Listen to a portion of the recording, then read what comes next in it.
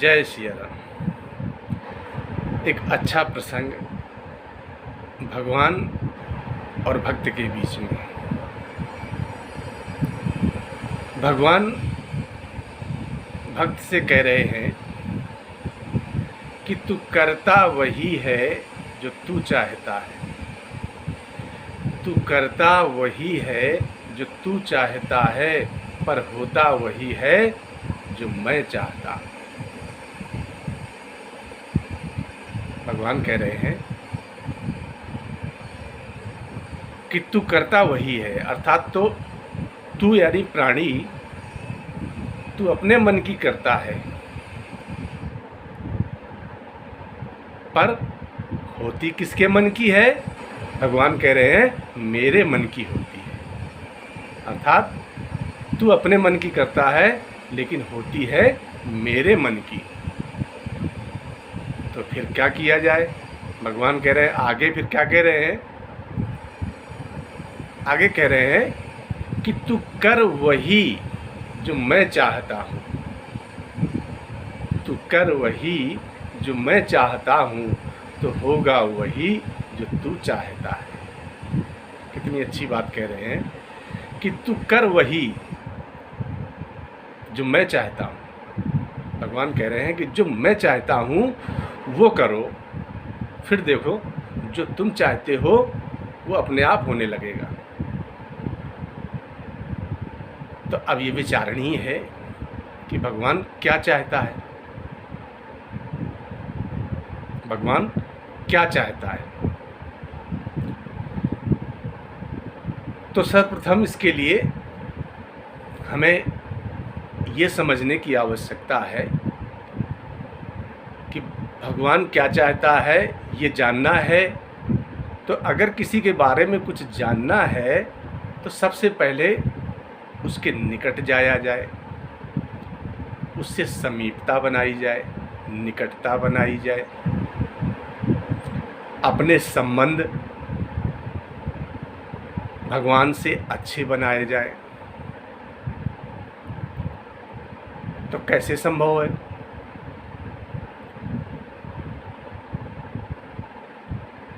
तो भगवान से समीपता बनाने के या निकटता बनाने के 3 प्रकार से साधन हो सकते हैं, यह बताए गए हैं। बोले क्या? बोले कर्म योग, दूसरा ज्ञान योग, तीसरा भक्ति योग। अब चूंकि कर्म योग में और ज्ञान योग में, अर्थात कर्म करने में, कर्म करके भगवान को पाने में, क्रियाएं करने में बहुत कठिनाइयां हैं, और ज्ञान योग में बहुत सारा ज्ञान प्राप्त करके भगवान को पाया जाए वो भी कठिन है। तो बोले सबसे सरल क्या है? तो सबसे सरल है भक्ति योग, जिसमें बहुत ही सरलता और सहजता है। क्योंकि भक्ति करने के लिए किसी भी प्रकार की ये आवश्यकता नहीं है कि भक्ति स्वयं सुबह 4 बजे ही की जाए, सूर्योदय के पहले की जाए, प्रातः काल में की जाए, मध्याह्न में की जाए, सायंकाल की जाए। ऐसा कुछ कोई प्रतिबंध नहीं है। चाहे नहा कर करो और चाहे बिना नहा कर करो, जैसे मर्जी हो वैसे करो। वैसे तो अब भक्ति की बात आती है तो त्रेता युग में भगवान श्री राम माता सबरी से अपनी नवधा भक्ति के बारे में बता रहे हैं। जब सबरी कहती है कि मैं नीच हूँ, अधम हूँ, मैं आपकी भक्ति कैसे पाऊँ, कैसे करूँ आपकी सेवा, तो भगवान श्री राम नवधा भक्ति के बारे में बता रहे हैं। तो अब नवधा भक्ति में से ये जरूरी, ये आवश्यक नहीं है कि सबके पास 9 की 9 भक्ति हो, 1 हो, 2 हो या 3 हो। कोई एक भी है तो वो भगवान का प्रिय है। अब नवदा भक्ति में पहली भक्ति कौन सी है कि प्रथम भगति संतन कर संगा, प्रथम भगति संतन कर संगा, दूसर रति मम कथा प्रसंगा। भगवान क्या कह रहे हैं कि प्रथम भगति संतन कर संगा। अगर पहली भक्ति ही आ जाए, संतों का संग आ जाए। अब संतों का संग तात्पर्य सिर्फ ऐसे संतों या महापुरुषों से ही नहीं है जो किसी मठ के महंत हैं या गेरुआ वस्त्र धारण किए हैं। संत अर्थात सज्जन पुरुषों का संग, सज्जन पुरुषों का संग, सच्चे व्यक्तियों का संग, सत्संग। तो प्रथम भगति संतन कर संगा, अर्थात सज्जन व्यक्तियों का साथ करना, जिनसे कुछ अच्छा ज्ञान प्राप्त हो। दूसर रति मम कथा प्रसंगा, और दूसरी मेरी कथा यानी भगवान की कथा जहाँ भी कहीं हो रही है उसमें रुचि होनी चाहिए। इसी तरह कहते कहते भगवान दूसरी भक्ति के साथ साथ जब नवदा भक्ति बताते हैं तो उसमें से और भी सबसे सरल क्या है कि नवम सरल सब सन छलहीना, मम भरोस ही हरस नदीना। नवम सरल सब सन छले, सहज हो जाओ, सरल बन जाओ, इतने सरल हो जाओ कि सबको संभाव से देखो, सब में प्रभु को देखो, परमात्मा को देखो, और मन में कोई हर्ष या विषाद न होने दो। तो जब इस प्रकार से हम भक्ति करते हैं तो परमात्मा से, उस भगवान से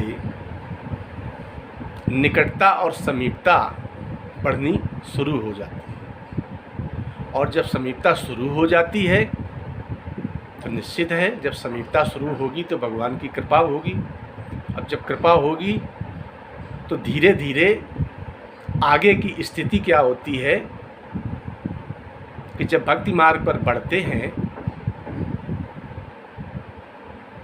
तो हमें क्या करना चाहिए, क्या नहीं करना चाहिए, क्या कमाना चाहिए, क्या नहीं कमाना चाहिए, क्या अच्छा है, क्या बुरा है। तो कहा गया कि 4 वेद 6 शास्त्र में, 4 वेद 6 शास्त्र में बात लिखी है 2। सुख दीन्हे सुख होत है, दुख दीन्हे दुख होय। अर्थात 4 वेद 6 शास्त्रों में जो सार है वो सिर्फ 2 बातें ही बताता है। क्या कि ये संसार, ये ब्रह्मांड विज्ञान के आधार पर ही चलता है, क्रिया प्रतिक्रिया के नियम के अनुसार ही चलता है। अर्थात अगर आप सुख दोगे, दूसरे को सुख पहुंचाओगे, तो वह सुख कई गुना होके आपके पास आएगा। और अगर आप दूसरों को पीड़ा पहुंचाओगे तो वो कई गुना होके आपके पास पीड़ा बन के आएगा। और यही बात वेदव्यास, भगवान वेदव्यास जी कह रहे हैं। क्या कि 18 पुराणेषु व्यासस्य वचनद्वयम् परोपकाराय पुण्याय पापाय परपीडनम। भगवान वेदव्यास जी भी कह रहे हैं 18 पुराणों का सार भी यही है।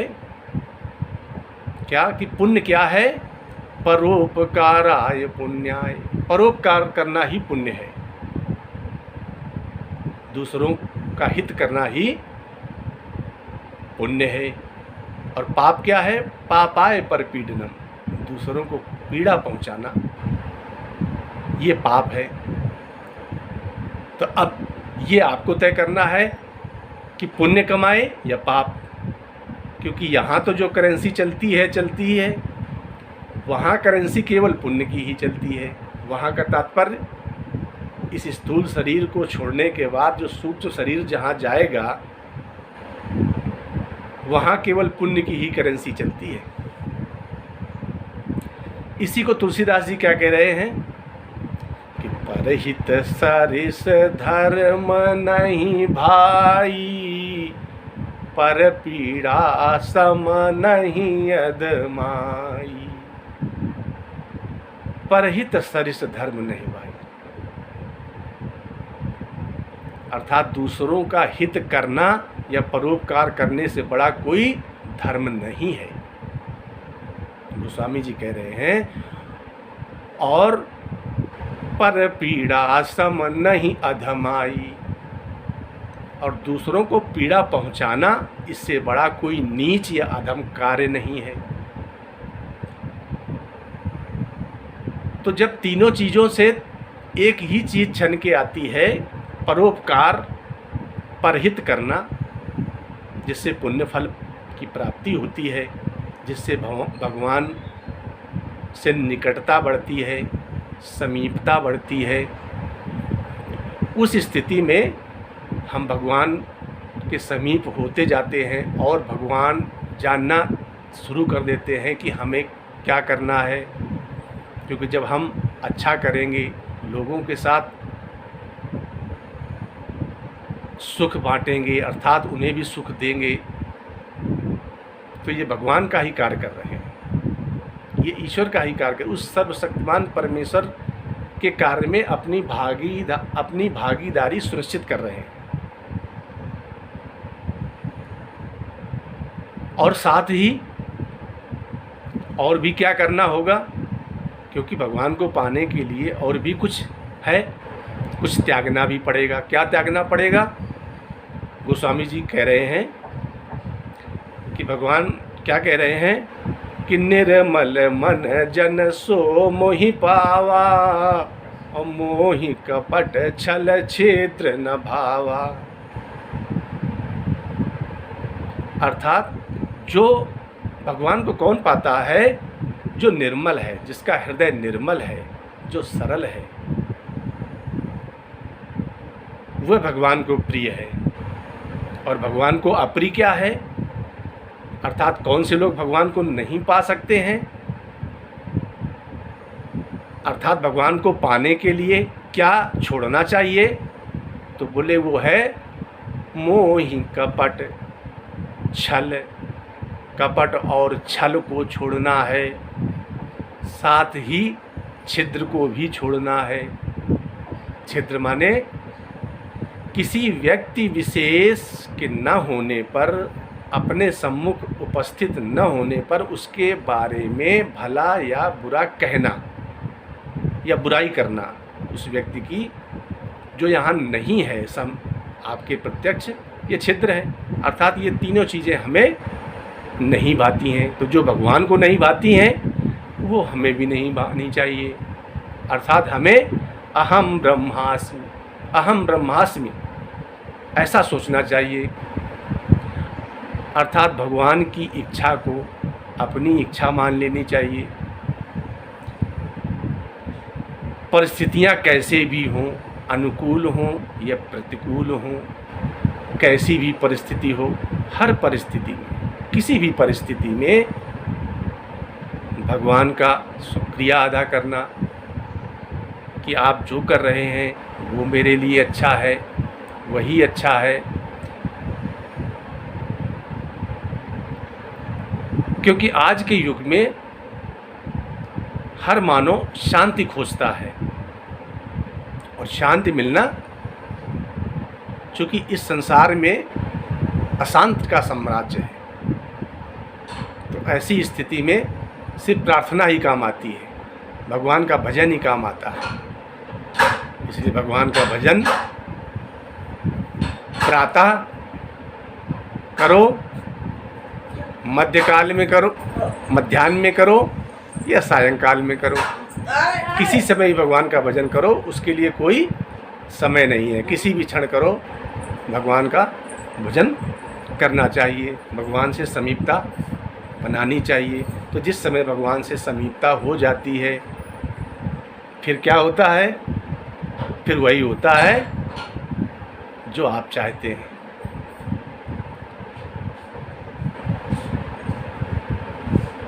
ओम जय जय सिया राम।